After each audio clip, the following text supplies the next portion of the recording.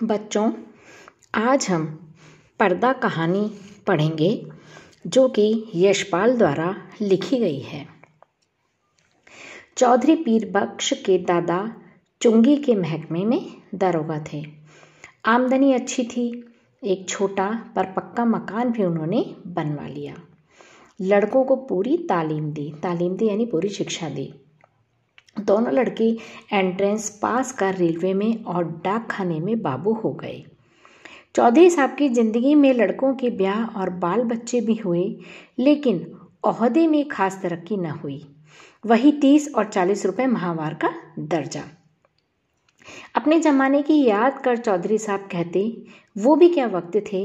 लोग middle pass कर deputy कलेक्टरी करते थे और आजकल की तालीम है कि एंट्रेंस तक अंग्रेजी पढ़कर लड़के 30-40 से आगे नहीं बढ़ पाते। बेटों को ऊंचे ओहदे पर देखने का अरमान लिए ही उन्होंने आंखें मूंद ली, यानी उनके बच्चे ऊंची पोस्ट पर नहीं जा पा, उससे पहले ही चौधरी साहब परलोक सिधार गए। इंशाअल्लाह चौधरी साहब के कुनबे में बरकत हुई। चौधरी फजल कुर्बान रेलवे में काम करते थे। अल्लाह ने उन्हें 4 बेटे और 3 बेटियां दी। चौधरी इलाही बख्श डाकखाने में थे। उन्हें भी अल्लाह ने 4 बेटे और 2 बेटियां बख्शी, यानी उनके बच्चे कितने थे ये यशपाल बता रहे हैं। चौधरी खानदान अपने मकान को हवेली पुकारता था। नाम बढ़ा देने पर जगह तंग ही रही, यानी हवेली थी लेकिन उसमें जगह कम थी। दरोगा साहब के ज़माने में जनाना भीतर था। जनाना यानी स्त्रियों के रहने का स्थान, वो भीतर था और बाहर बैठक में वे मोड़े पर बैठ नैचा गुड़गुड़ाया करते, हुक्का पिया करते थे। नैचा गुड़गुड़ाना यानी हुक्का पीना। जगह की तंगी की वजह से उनके बाद बैठक भी जनाने में शामिल हो गई और घर की ड्योढ़ी पर पर्दा लटक गया, यानी जो घर की जो ड्योढ़ी थी, देहरी थी, वहाँ पर पर्दा लटका दिया गया। बैठक न रहने पर भी घर की इज्जत का ख्याल था, इसलिए पर्दा बोरी के टाट का नहीं, बढ़िया किस्म का रहता। जाहिर है दोनों भाइयों के बाल बच्चे एक ही मकान में रहने पर भी भीतर सब अलग अलग थे, यानी मकान एक था लेकिन सब लोग अलग अलग रहते थे। ड्योढ़ी का पर्दा कौन भाई लाए? भाई पर्दा लगा दिया, परिवार एक है लेकिन भाई 2 हैं, तो इस पर्दे पर भी बंटवारा हुआ कि यानी पर्दा कौन लाए। इस समस्या का हल इस तरह हुआ कि दरोगा साहब के ज़माने की पलंग की रंगीन दरियाँ एक के बाद एक ड्योढ़ी में लटकाई जाने लगी। तीसरी पीढ़ी के ब्याह शादी होने लगे। आखिर चौधरी खानदान के औलाद को हवेली छोड़ दूसरी जगह तलाश करनी पड़ी, यानी जब परिवार बढ़ने लगा तो रहने के लिए स्थान कम पड़ने लगा, इसलिए उनको हवेली छोड़कर दूसरी जगह जाना पड़ा। चौधरी इलाही बख्श के बड़े साहबजादे एंट्रेंस पास कर डाकखाने में 20 रुपए की क्लर्की पा गए, यानी वो क्लर्क बन गए, और दूसरे साहबजादे मिडिल पास कर अस्पताल में कंपाउंडर बन गए। ज्यों ज्यों जमाना गुजरता जाता तालीम और नौकरी दोनों मुश्किल होती जाती और तीसरे जो बेटे थे वो होनहार थे। उन्होंने वजीफा पाया, जैसे तैसे मिडिल कर स्कूल में मुदरिस हो देहात चले गए। चौथे लड़के पीर बख्श प्राइमरी से आगे न पढ़ सके। उनका जो चौथा बेटा था पीर बख्श, वो प्राइमरी से आगे नहीं पढ़ सका। आजकल की तालीम माँ बाप पर खर्च के बोझ के सिवा और है क्या। स्कूल की फीस हर महीने और किताबों, कॉपियों और नक्शों के लिए रुपए ही रुपए। चौधरी पीर बख्श का भी ब्याह हो गया। मौला के करम से बीबी की गोद भी जल्दी ही भर गई। पीर बख्श ने रोजगार के तौर पर खानदान की इज्जत के ख्याल से एक तेल की मिल में मुंशीगिरी कर ली। तालीम ज़्यादा नहीं तो क्या, सफ़ेद पोश खानदान की इज्जत का पास तो था ही। मजदूरी और दस्तकारी उनके करने की चीज़ें नहीं थी। चौकी पर बैठते कलम दवात का काम था। यशपाल आगे कहानी में लिखते हैं कि 12 रुपया महीना अधिक नहीं होता। चौधरी पीर बख्श को मकान सितवा की कच्ची ज़मीन में लेना पड़ा। उन्होंने कहाँ पे मकान लिया? कोई सितवा नाम की जगह, वहाँ पर कच्ची बस्ती में लिया। मकान का किराया 2 रुपये था। आसपास गरीब और कमीने लोगों की बस्ती थी। कच्ची गली के बीचों बीच गली के मुहाने पर लगे कमेटी के नल से टपकते पानी की काली धार बहती रहती, जिसके किनारे घास उगाई थी। यशपाल चित्रण कर रहे हैं कि उस समय जहाँ वो रह रहे थे वहाँ किस प्रकार की स्थिति थी कि पानी भी कैसा था, गंदा पानी आ रहा था। नाली पर मच्छरों और मक्खियों के बादल उमड़ते रहते। सामने रमजानी धोबी की भट्टी थी, जिसमें से धुआं और सज्जी मिले उबलते कपड़ों की गंध उड़ती रहती थी। मतलब भट्टी भी थी, वो कपड़ों को रंगता रहता था, इसलिए वहाँ पर धोबी की भट्टी में से धुआं निकलता रहता था। दाई और बीकानेरी मोचियों के घर थे, मतलब वहाँ मोची रहते थे, और बाई और वर्कशॉप में काम करने वाले कुली रहते, यानी ये उनका परिवेश था। यानी कुल मिलाकर यशपाल बताना चाहते हैं कि उनके आसपास का जो चौधरी पीर बख्श का जहाँ मकान था, वहाँ आसपास की स्थिति अच्छी नहीं थी। इस सारी बस्ती में चौधरी पीर बख्श ही पढ़े लिखे सफ़ेद पोश थे। सिर्फ उनके ही घर की डोरी पर पर्दा था। सब लोग उन्हें चौधरी जी, मुंशी जी कहकर सलाम करते। उनकी घर की औरतों को कभी किसी ने गली में नहीं देखा। लड़कियां 4-5 बरस तक किसी काम काज से बाहर निकलती और फिर घर की आबरू के ख्याल से उनका बाहर निकलना मुनासिब न था। यानी उनके जो बच्चे थी, जो लड़कियां थी, वो भी कभी बाहर नहीं निकलती थी, बस काम काज किया थोड़ा सा और अंदर चली जाती। वो भी कब तक? जब तक वो 4-5 साल की थी। पीर बख्श खुद ही मुस्कुराते हुए सुबह शाम कमेटी के नल से घड़े भर लाते थे। चौधरी की तनख्वाह 15 बरस में 12 से 18 हो गई। 15 बरस लगे उनको, देखो कि 12 से 18 हुई। खुदा की बरकत होती है तो रुपए पैसे की शक्ल में नहीं, आल औलाद की शक्ल में होती है। 15 बरस में 5 बच्चे हुए, पहले 3 लड़कियां और बाद में 2 लड़के। दूसरी लड़की होने को थी तो पीर बख्श की वालदा मदद के लिए आई। वालिद साहब का इंतकाल हो चुका था। दूसरा कोई भाई वालदा की फिक्र करने नहीं आया। वे छोटे लड़के के यहाँ ही रहने लगी। जहाँ बाल बच्चे और घर बार होता है, 100 किस्म की झंझटें होती हैं। कभी बच्चे को तकलीफ है तो कभी चच्चा को। ऐसे वक्त में कर्ज की ज़रूरत कैसे ना हो। घर बार हो तो कर्ज भी होगा। यशपाल कहते हैं कि जब ये स्थिति ऐसी थी कि भाई उनके बच्चे भी हुए, तो संख्या जब परिवार की बढ़ने लगी तो कर्ज लेने की भी नौबत आ गई। मिल की नौकरी का कायदा पक्का होता है। हर महीने की 7 तारीख को गिनकर तनख्वाह मिल जाती है। पेशगी से मालिक को चिढ़ है। कभी बहुत ज़रूरत पर ही मेहरबानी करते हैं, यानी पेशगी यानी एडवांस में देना। ज़रूरत पड़ने पर चौधरी घर की कोई छोटी मोटी चीज़ गिरवी रखकर उधार ले आते। गिरवी रखने से रुपए के 12 आने ही मिलते, ब्याज मिलाकर 16 आने हो जाते और फिर चीज़ के घर लौट आने की संभावना नहीं रहती। यानी एक बार अगर चीज़ चली गई, ब्याज पर पैसा ले लिया, तो वो रकम वापस नहीं आती थी। मोहल्ले में चौधरी पीर बख्श की इज्जत थी। इज्जत का आधार था घर के दरवाजे पर लटका पर्दा। मतलब पर्दा एक ऐसी आड़ थी कि घर के अंदर क्या हो रहा है, किस तंग हाल में है या खुश हाल में, वो दिखाई नहीं देता था। यशपाल आगे लिखते हैं, भीतर जो हो पर्दा सलामत रहता। भीतर यानी कुछ भी होता रहे, लेकिन पर्दा जरूर लटका रहता था। कभी बच्चों की खींच खांच या बेदर्द हवा के झोंकों से उसमें छेद हो जाते तो पर्दे की आड़ से हाथ सुई धागे ले उसकी मरम्मत कर देते। यानी पर्दा उतारते नहीं थे, वहीं टंगे टंगे उस पर मरम्मत कर देते थे। दिनों का खेल। मकान की ड्योढ़ी के किवाड़ गलते गलते बिल्कुल गल गए। कई दफे कसे जाने से पेच टूट गए और सुराख ढीले पड़ गए। मकान मालिक सुरजू पांडे को उसकी फिक्र न थी। चौधरी कभी जाकर कहते सुनते तो उत्तर मिलता, कौन बड़ी रकम थमा देते हो, 2 रुपल्ली किराया और वह भी 6-6 महीने का बकाया। जानते हो लकड़ी का क्या भाव है, न हो मकान छोड़ दो। मकान मालिक यानी इस प्रकार की उनको धमकी दे देता था। आखिर किवाड़ गिर गए। रात में चौधरी उन्हें जैसे तैसे चौखट से टिका देते। रात भर दहशत रहती कि कहीं कोई चोर ना आ जाए। मोहल्ले में सफ़ेद पोशी और इज्जत होने पर भी चोर के लिए घर में कुछ ना था। शायद एक भी साबित कपड़ा या बर्तन ले जाने के लिए चोर को न मिलता, पर चोर तो चोर है। छीनने के लिए कुछ ना हो तो भी चोर का डर तो होता ही है। वह चोर जो ठहरा। चोर से ज्यादा फिक्र थी आबरू की। किवाड़ न रहने पर पर्दा ही आबरू का रखवारा था। वह पर्दा भी तार तार होते होते एक रात आंधी में किसी भी हालत में लटकने लायक नहीं रह गया। यानी पीर बख्श की इतनी करीबी थी, वो इतनी करीब थे कि मकान का किराया भी ढंग से नहीं दे पाते थे और दरवाजे टूट गए।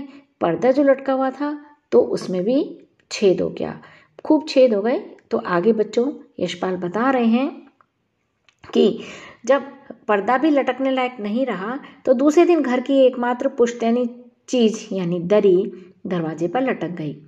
मोहल्ले वालों ने देखा और चौधरी को सलाह दी, अरे चौधरी, इस जमाने में दरी यूं काहे खराब करोगे, बाजार से ला टाट का टुकड़ा ना लटका दो। पीर बख्श टाट की कीमत भी आते जाते कई दफे पूछ चुके थे। 2 गज टाट 8 आने से कम में न मिल सकता था। हंसकर बोले, होने दो, क्या है, हमारे यहाँ पक्की हवेली में भी ड्योढ़ी पर दरी का ही पर्दा रहता था। यानी पीर बख्श हंस करके इस प्रकार की बातें कर देते हैं। कपड़े की महंगाई के इस जमाने में घर की 5 औरतों के शरीर से कपड़े जीर्ण होकर यूं गिर रहे थे जैसे पेड़ अपनी छाल बदलते हैं। पर चौधरी साहब की आमदनी से दिन में एक दफे किसी तरह पेट भर सकने के लिए आटा के अलावा कपड़े की गुंजाइश कहाँ। खुद उन्हें नौकरी पर जाना होता। पायजामा में जब पैबंद संभालने की ताब न रही, मार्किन का एक कुर्ता पायजामा जरूरी हो गया। पर वे लाचार थे। गिरवी रखने के लिए घर में जब कुछ भी ना हो तो गरीब का एकमात्र सहायक है पंजाबी खान। रहने की जगह भर देखकर वह रुपया उधार दे देता है। 10 महीने पहले गोद के लड़के बरकत के जन्म के समय पीर बख्श को रुपए की जरूरत पड़ी। कहीं और प्रबंध न हो सकने के कारण उन्होंने पंजाबी खान बरबर अली खां से 4 रुपये उधार लिए थे। यानी एक ऐसा ही एक व्यक्ति था कि वो उनको केवल वही उधार देता था, बाकी और कोई उधार नहीं देता था। अब क्या हुआ कि अब आगे देखो बच्चों कि क्या स्थिति है कि बच्चे पिछले हफ्ते लगभग फाके से थे। चौधरी कभी गली से 2 पैसे की चौराई खरीद लाते, कभी बाजरा उबालकर लोग कटोरा कटोरा भर पी लेते। बड़ी कठिनता से मिले 4 रुपयों में 1.25 रुपया खान के हाथ में धर देने की हिम्मत चौधरी को न हुई। मिल से घर लौटते समय वे मंडी की ओर टहल गए। 2 घंटे बाद समझा खान टल गया होगा तो अनाज की गठरी ले वे घर पहुंचे। खान के भय से दिल डूब रहा था, लेकिन दूसरी ओर 4 भूखे बच्चे, उनकी माँ, दूध न उतर सकने के कारण सूख कर कांटा हो रहे गोद के बच्चे और चलने फिरने से लाचार अपनी जईफ माँ की भूख से बिलबिलाती सूरतें आंखों के सामने नाच जाती। धड़कते हुए हृदय से वे कहते जाते, मौला सब देखता है, खैर करेगा। 7 तारीख की शाम को असफल हो खान 8 की सुबह तड़के चौधरी के मिल चले जाने से पहले ही अपना डंडा हाथ में ले दरवाजे पर मौजूद था। रात भर सोच सोचकर चौधरी ने खान के लिए बयान तैयार किया। मतलब उसने सोच लिया कि अगर वो आएगा तो मैं क्या कहूँगा। मिल के मालिक लाला जी 4 रोज के लिए बाहर गए हैं। उनके दस्तखत के बिना किसी को भी तनख्वाह नहीं मिल सकती। तनख्वाह मिलते ही वह 1.25 रुपया हाजिर कर देगा। ये वो सोच रहा था। पीर बख्श चौधरी सोच रहे थे कि मैं ऐसा जवाब दूंगा। माकूल वजह बताने पर भी खान बहुत देर तक गुर्राता रहा। अम वतन छोड़ के परदेश में पड़ा है, ऐसे रुपया छोड़ देने के वास्ते अम यहाँ नहीं आया है। हमारा भी बाल बच्चा है, 4 रोज में रुपया नहीं देगा तो अब तुम्हारा कर देगा।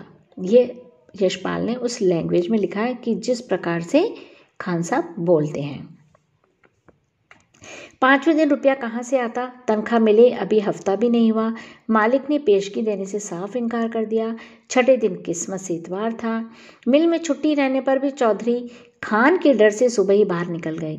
जान पहचान के कई आदमियों के यहाँ गए। इधर उधर की बातचीत कर वे कहते, अरे भाई हो तो 20 आने पैसे तो 2-1 रोज के लिए देना, ऐसी ज़रूरत आ पड़ी। उत्तर मिला, मियाँ पैसे कहाँ, इस ज़माने में पैसे का मोल कौड़ी रह गया है, हाथ में आने से पहले ही उधार में उठ गया। दोपहर हो गई, खान आया भी होगा तो इस वक्त तक बैठा नहीं रहेगा, चौधरी ने सोचा और वो घर की तरफ चल दिए। घर पहुँचने पर सुना खान आया था और घंटे भर तक ड्योढ़ी पर लटके दरी के पर्दे को डंडे से ठेल ठेल कर गाली देता रहा।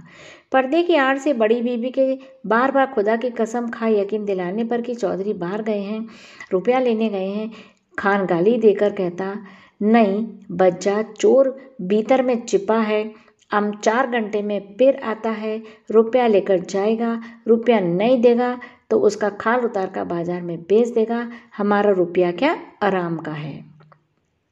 4 घंटे से पहले ही खान की पुकार सुनाई दी। चौधरी पीर बख्श के शरीर में बिजली दौड़ गई। वे बिल्कुल निस्तत्व हो गए, हाथ पैर सुन्न हो गए और गला उनका खुश्क हो गया। गाली दे पर्दे को ठेलकर खान के दोबारा पुकारने पर चौधरी का शरीर निर्जीव प्राय होने पर भी निश्चेष्ट न रह सका। वे उठकर बाहर आ गए। खान आग बबूला हो रहा था। पैसा नहीं देने का वास्ता चिपता है। एक से एक बढ़ती हुई 3 गालियां एक साथ खान के मुंह से पीर बख्श के पुरखों पीरों के नाम निकल गईं। इस भयंकर आघात से पीर बख्श का खानदानी रक्त भड़क उठने के बजाय और निर्जीव हो गया। यानी अब वो क्या करते बच्चों, क्योंकि देखो उनके पास कुछ भी देने के लिए पैसा नहीं था, इसलिए खान साहब की वो गाली सुन करके भी चुप हो गए। खान के घुटने छू अपनी मुसीबत बताए मुआफ़ी के लिए खुशामद करने लगे।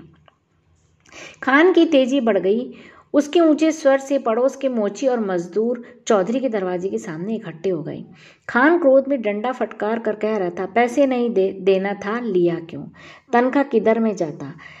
आरामी हमारा पैसा मारेगा, आम तुम्हारा खाल खींच लेगा। पैसा नहीं है तो घर पर पर्दा लटका के शरीफ ज़्यादा कैसे बनता? तुम हमको बीवी का गहना दो, गहना यानी गहने दो, बर्तन दो, कुछ तो भी दो, हम ऐसे नहीं जाएगा। यानी खान अड़ गया कि मैं कुछ न कुछ लेके जाऊंगा। बिल्कुल बेबस और लाचारी में दोनों हाथ उठा खुदा से खान के लिए दुआ मांग पीर बख्श ने कसम खाई, एक पैसा भी घर में नहीं, बर्तन भी नहीं, कपड़ा भी नहीं। खान चाहे तो बेशक उसकी खाल उतार कर बेच लें। खान और आग बबूला हो गया। हम तुम्हारा दुआ क्या करेगा, तुम्हारा खाल क्या करेगा? उसका तो जूता भी नहीं बनेगा, तुम्हारा खाल से तो यह टाट अच्छा। खान ने ड्योढ़ी पर लटका दरी का पर्दा झटक दिया।